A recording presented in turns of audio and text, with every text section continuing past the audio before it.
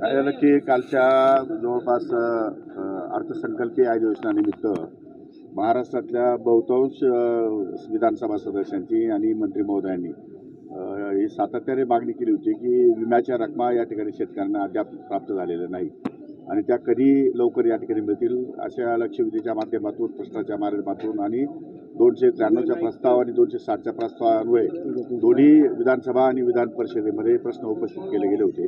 त्या दृष्टिकोनातून मी त्यांना आश्वासन दिलं होतं की 31 मार्चपर्यंत या सर्व रकमा त्या खात्यावर जमा होतील। काल परवाच माननीय वित्तमंत्री अजितदादा पवार यांनी फाईल सही केली आहे आणि 2555 कोटी रुपये आपण विमा कंपनीला या ठिकाणी वर्ग केले आहेत। साधारण एक 4-5 दिवसामध्ये विमा कंपन्या त्या शेतकऱ्यांच्या नावावर त्यांच्या पोर्टलच्या माध्यमातून त्यांच्या नावावर पैसे जमा करतील।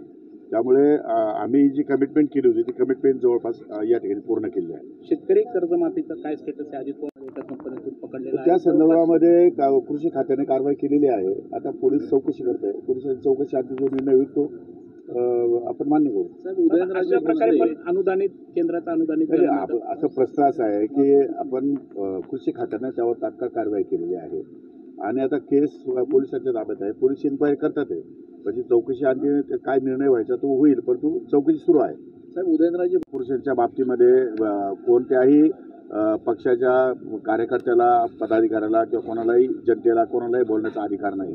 त्या संदर्भात उगीच आपल्या आखलेचे ताळे तोडू नये आणि त्या संदर्भामध्ये महापुरुषांचं योगदान लक्षात घेता महापुरुषांच्या संदर्भात कोणीही वेळवाकडं या ठिकाणी चर्चा करणं हे चुकीचं आहे आणि हे करूच नये अशी या ठिकाणी माझी पण धारणा आहे। कायदा व्हायला पाहिजे असं वाटतं। 100% कायदा सुद्धा आला पाहिजे या संदर्भात। सोयाबीनचे भाव MSP पेक्षा कमी झाले, त्यामुळे अद्यापर्यंत काही माल खरेदी करायचा बाकी होता। खरेदी केंद्र सुरू करावे अशा प्रकारचा मागणी होती। त्या दृष्टिकोनातून आम्ही केंद्राला कळवलेलं आहे आणि केंद्राने तो निर्णय या ठिकाणी घेण्याचा मान्य केलेला आहे। शिवाय केंद्राने 20% MSP कांद्यावरची ती पण मान्य वजा केलेली आहे।